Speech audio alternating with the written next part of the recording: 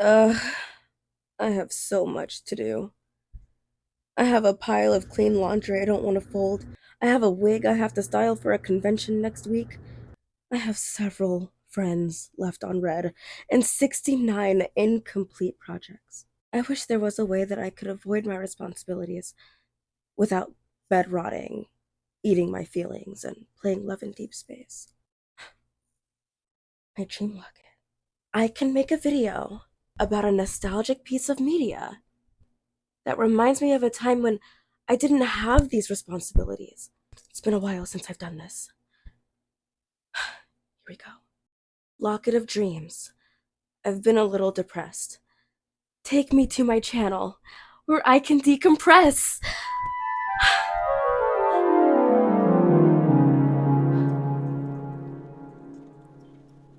I did it.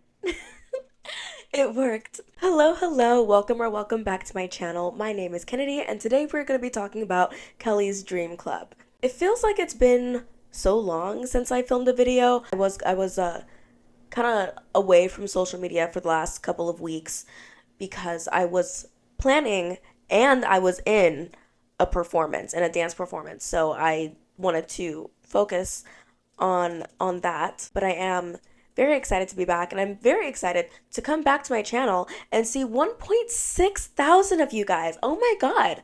Hello. Welcome to my channel. It's nice to have you here. Now let's get into like the topic of today's video. This is going to be like my first retrospective type thing. It could be an easy and a good start because the series that I'm talking about literally only has 3 episodes. So we'll be fine. We'll be good here. Today, I don't intend to go into the details of the Kelly doll and the doll line and the evolution of Barbie's little sister, because that's a whole nother story for a whole nother time. Honestly, all you need to know is that we are going to be talking about the very short-lived, obscure, straight to home video, straight to VHS series about Kelly, Barbie's little sister. Obviously, the show is called Kelly's Dream Club. I think it was made to promote the dolls because they had, the video set, and they came with a couple of dolls that corresponded with the episode, as you can see in this commercial.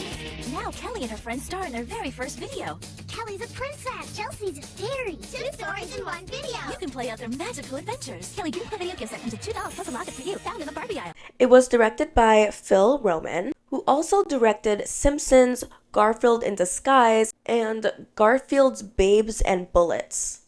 Very interesting lineup of work there for Phil. And the show is essentially about Kelly, Barbie's little sister, her friends, Kia and Chelsea, and sometimes Ken's little brother, Tommy. Did I say Kelsey or Chelsea? Her name is Chelsea.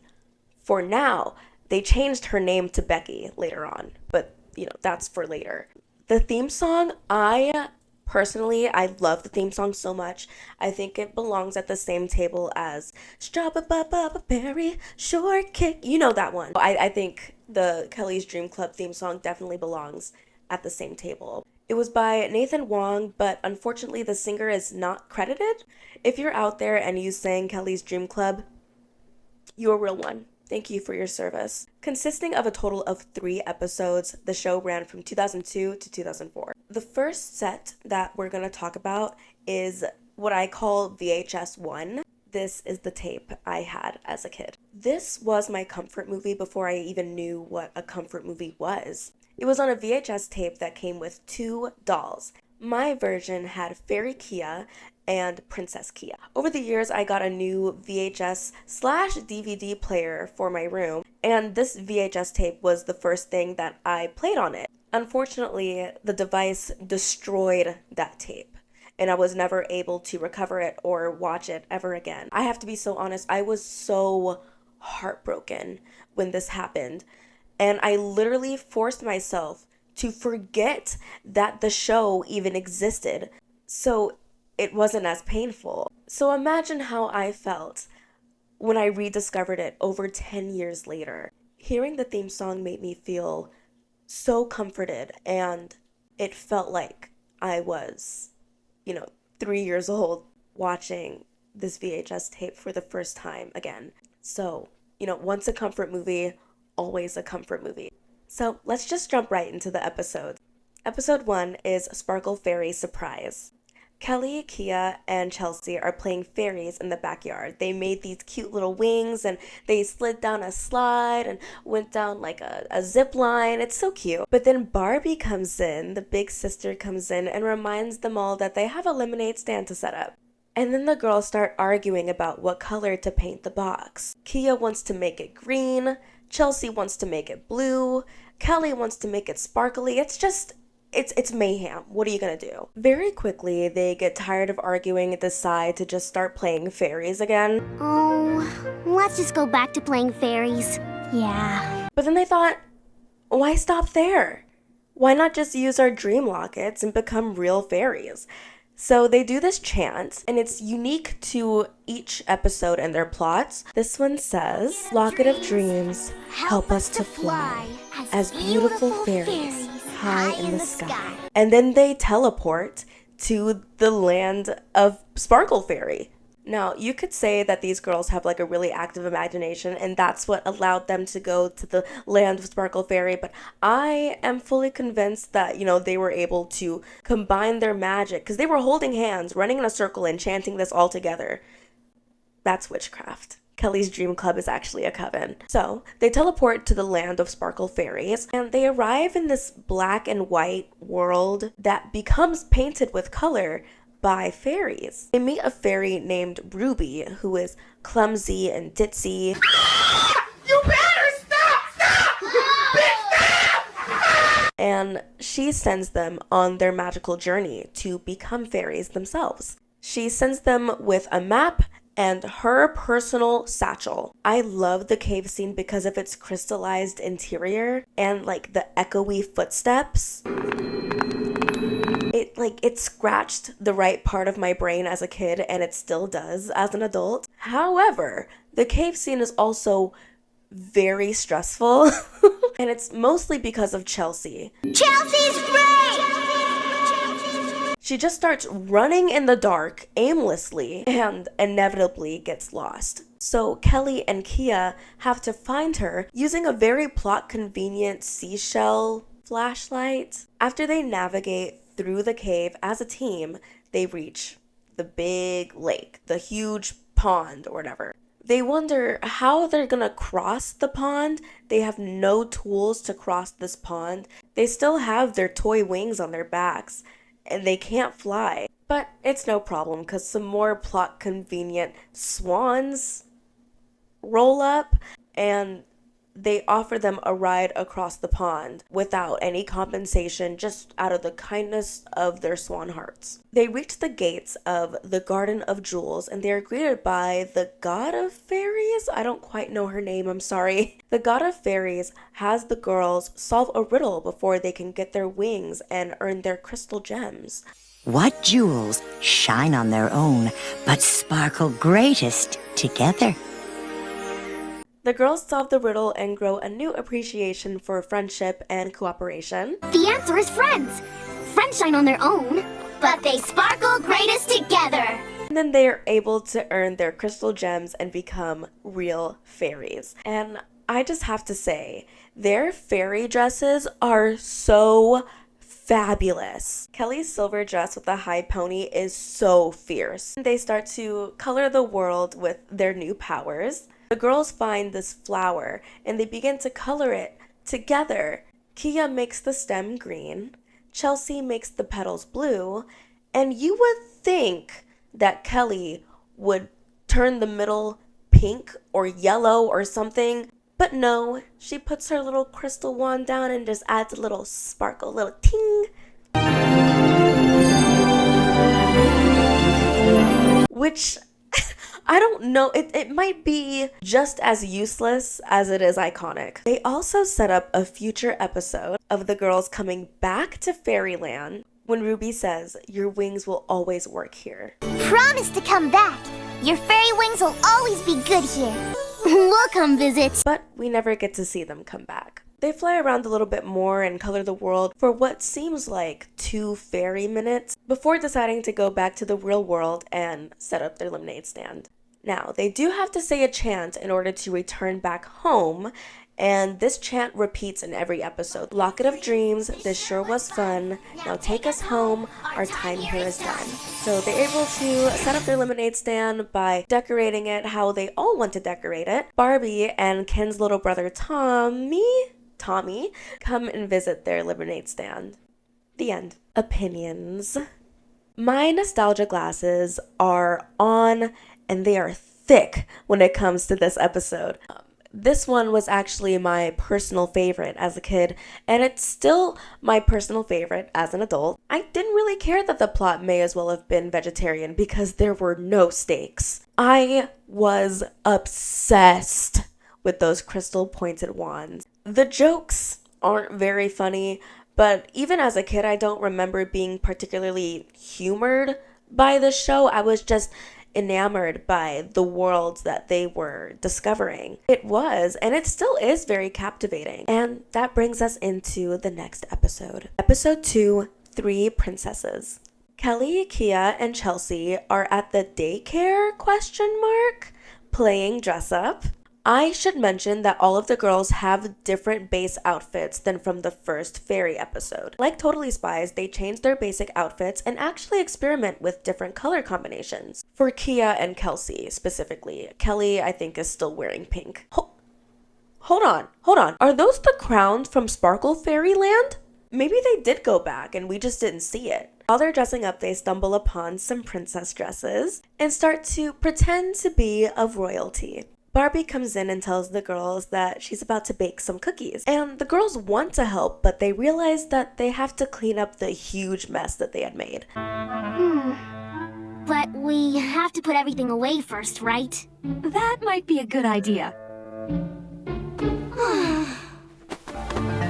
They of course don't want to clean it up, but they start doing it, and I think they finish doing it, but they actually decide to use their dream lockets to become royal princesses. This time, the chant is, Locket of Dreams, no more cleaning up messes. Show us what it's like to be real princesses. They arrive in this cute little room and immediately start exploring. They find crowns and dresses and decide to just try all of them on at once.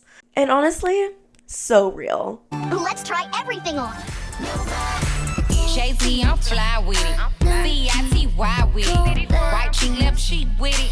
Fun size on fleet with it. Now, these dresses aren't nearly as beautiful as I remember them being. They're pretty basic, honestly. But I do remember that I always wanted Kelly's pink dress.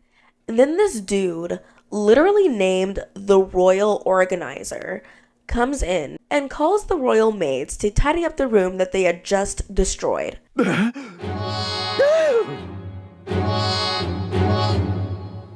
Summon the royal attendants!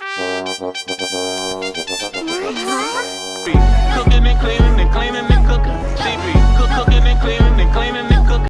He's actually a really important character in this episode, so it's surprising that he doesn't have a real name. But anyways, he informs them that they have a ball to get ready for tonight and gives them a tour of the castle. Now, this is when I start to wonder, how are these girls considered royalty? In the fairy episode, they put them through this literal hero's journey to earn their wings and become fairies. But here, they spawn in the castle and are already royal. There are no kings or queens, and everything is centered around these girls. I feel like learning the royal bloodline is an important part of being a princess.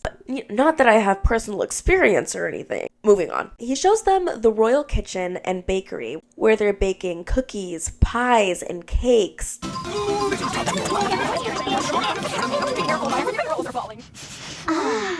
Cookies, cakes, pies. Oh. This scene made me crave sweets as a kid, and it still does as an adult.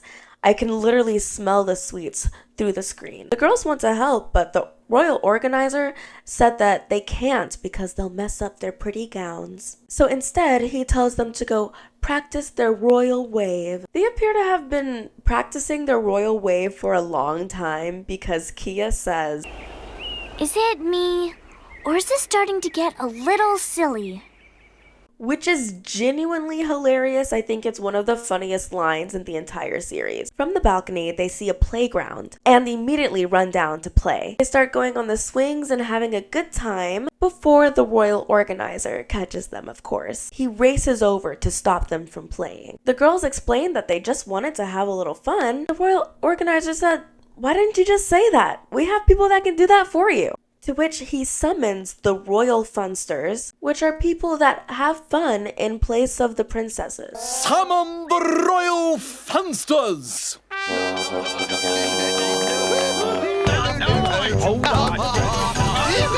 So the girls are officially bored out of their minds, and they're pretty miserable. I start to feel bad for them, honestly. So Chelsea starts a spontaneous pillow fight. The royal organizer, of course, hears them having a good time and says, can't have any of that. He orders in the royal pillow fighters, which are literally the same dudes as the royal funsters. And then guests start to file in for the ball that was mentioned before. Now, while they introduce the princesses to the guests, a Bridgerton version of the theme song plays in the background, and it's honestly so cute. Princess Kelly. Princess Kia. And Princess Chelsea. The ball commences, and the girls complain that no one is dancing. Remember Ken's little brother, Tommy? He's here for some reason. I didn't know Tommy had a dream locket, but he's here and he's a prince. So Kelly gets a little bold and asks Tommy to dance. The royal organizer stops them and orders the royal funsters to do it instead. Finally, Kelly makes a royal proclamation. Her first order are to ban trumpets, and honestly, valid. They were so annoying in this episode. First of all, no more trumpets! Her next order is for all of the guests to dance for themselves. Brilliant. And last but not least, she orders a royal pillow fight. But after all this fun, they get hungry for some of Barbie's cookies and decide to return to the daycare where they belong. They do their dream locket chant, and they return to the daycare and start cleaning up the mess that we've already seen them clean so that they can bake with Barbie. And that's the end. My personal opinions, I don't really like this episode. I don't enjoy this episode nearly as much as Sparkle Fairy. It kind of drags on. It's like the same length as Sparkle Fairy, but it drags on and on because, they're not having any fun whatsoever for the majority of the episode. Most of everything was like pretty annoying and boring in the castle.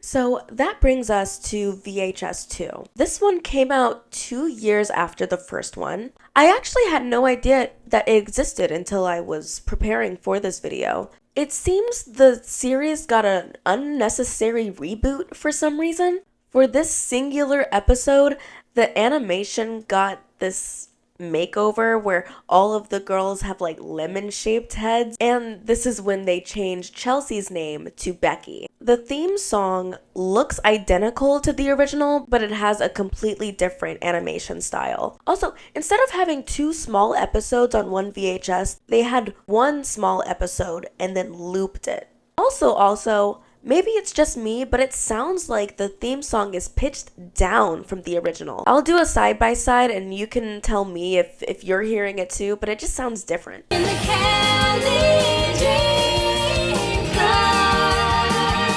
In the candy dream club. So, episode 3, Sweetsville.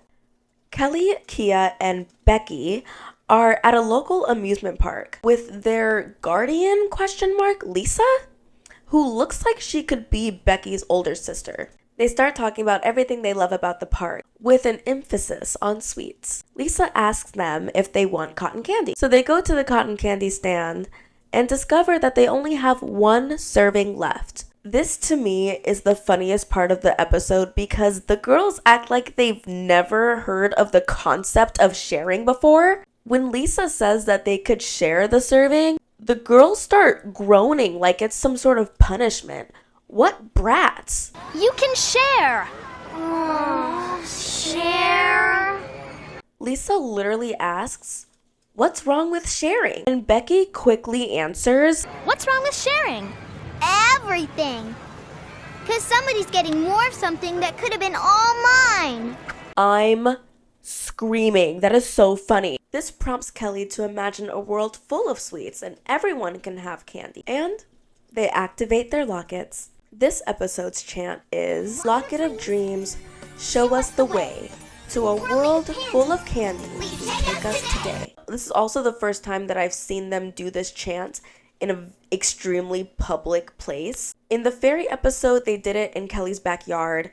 In the princess episode, they did it in a private part of the daycare. But here, they're doing it in the middle of this theme park, right in front of Lisa. And I start to wonder, what does Lisa think about these girls chanting and then disappearing into thin air? This was never a question I had in the previous episodes because it really just seemed like the girls just had really active imagination. But now I'm worried for this babysitter who might have just lost the kids that she was caring for. They arrive in Sweetsville, where they most definitely copied the strawberry shortcake scent gimmick by saying that all of their dresses smell like candy. Kelly's smells like cherry licorice, Becky's smells like jelly beans, and Kia's smells like lemon drops. The first thing they do is Augustus gloop this place and start hunting for candy that they can eat. Before they get to eat anything though, they are quickly stopped by some of the Duke's guards. They are told that eating candy in the kingdom is forbidden and belongs to, now I have to read this off, the Duc de Secret. Kelly, Kia, and Becky, I cannot get used to her name, take it upon themselves to visit this Duke and convince him to change the rules. They find him quickly and easily, of course, and he's so hyper and animated, he really reminds me of King Candy from Wreck-It Ralph. He also has a very clear candy addiction and loves hoarding it. The guy who likes candy? I don't like candy. I love candy. I love it, I love it, I love it! I think he's had a little too much candy. Kelly says the most interesting thing here. "We were hoping you'd share some of your candy with us." And Becky backs her up on this. This is what annoys me. I always thought Chelsea/Becky was an annoying character for some reason, but in this episode, she just irks me to no end. The Duke literally says the same thing that Becky says earlier verbatim, and Becky pretends to be shocked and offended by the statement. But you have tons of candy. I know, but if I share it, I'll have less. Yes, but... He then challenges the girls to some games, but once he's dead set on not sharing anything, even the games, the girls just say, "Fine, we're leaving." Kelly says, "We're tired of playing with someone who doesn't know how to share. If you were really tired, you'd stop being friends with Becky," but I digress. The Duke literally gaslights them into staying by saying that he's lonely and he has no one to play with. And then Becky quickly corrects him and says, "You mean no one to share with." She is such a hypocrite. Like, I wonder if the writers know this. Oh, please don't leave me. It's lonely living in this mansion by myself. I have no one to talk to and no one to play with. You mean no one to share with? They start playing ping pong and a handful of other games that we don't see on screen, and the Duke starts learning how to share and play with others. He actually says a really cute line, "If you won, how come I had all the fun?" So the girls are about to leave again until he says he wants to play more. Since they played every game he has twice, he decides to invent a new game called Look Out Below. Then he pulls a lever that triggers all of these houses to emerge from the ground, and once their doors open, candy just starts flooding out. Side note, but the animation in this sequence is actually disgusting. They avalanche all of this candy into the main city, where the Duke announces that he will be passing universal healthcare. Sharing the candy with his subjects. Kelly, Kia, and Becky eat candy for the first time since arriving in Sweetsville, and then promptly leave. This is incredible! Duke, I'm afraid we gotta bolt. But thanks for sharing your candy with us. They come back to the amusement park and Lisa just asks, "You ready for go-karts? Are you not concerned where they just disappeared? Are you not questioning any of that?" And then the cotton candy man spawns more servings. When asked if they want to get their own, Kelly says, Are you kidding? No treat is as sweet as sharing with friends. and the girls awkwardly blink at the camera for an uncomfortable amount of time.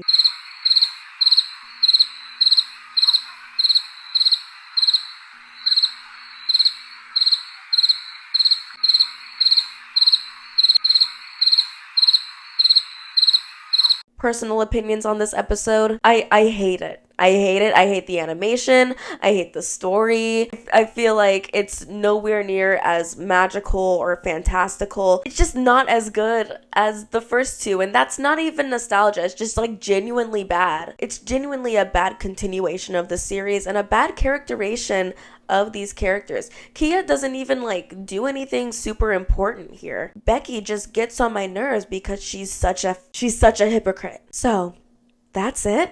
What an underwhelming series that I feel like could have been big. I wholeheartedly believe that Kelly's Dream Club could have been its own phenomenon. It has the same charm as similar shows like Strawberry Shortcake, but it's an extremely limited piece of media for Kelly, which is interesting because the theme song features scenes that were never released in a full episode. Hey Mattel!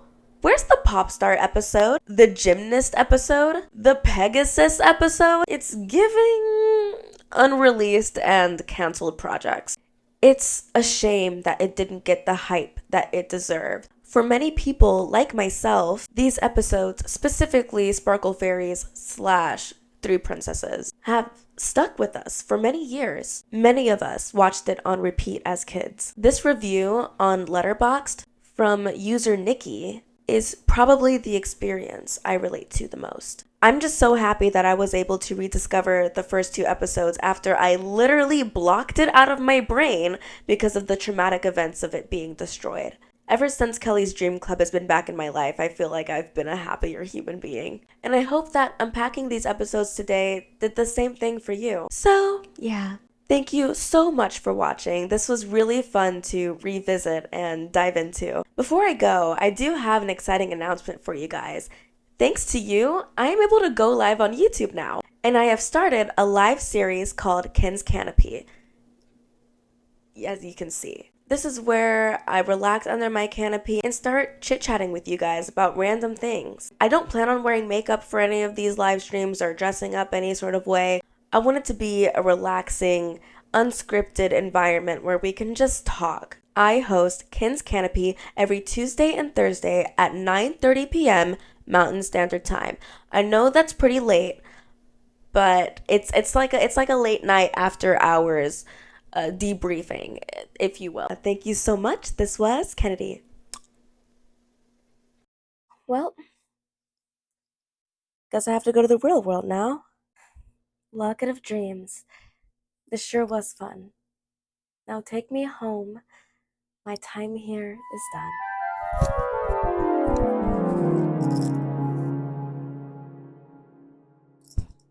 Damn it.